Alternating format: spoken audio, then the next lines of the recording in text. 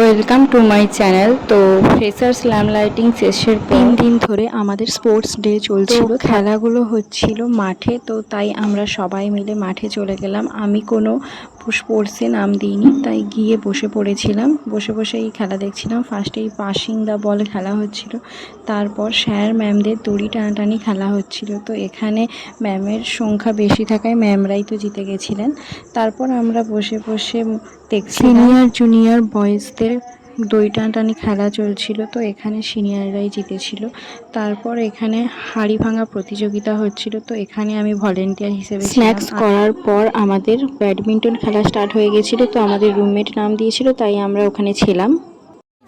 ওইদিকে ওরা খেলছে আর আমরা এখানে বসে আছি। ঘুম পাচ্ছে গাছে, ঘুমোতে পারছি।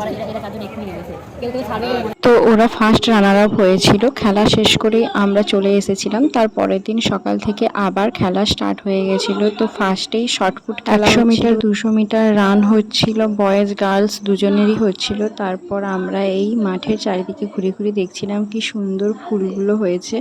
এই অনেক খেলা দেখতে দেখতেই আমরা সবাই মিলে মজা করছিলাম, দাঁড়িয়েছিলাম। ভালোও লাগছিল, কারণ এই বছরে 3 দিনই আমরা কলেজ থেকে ছুটি পাই স্পোর্টস ডেতে মজা করার জন্য। আর আমার একটা বন্ধু তো আনন্দে পাগল হয়ে পাগলামি করছিল।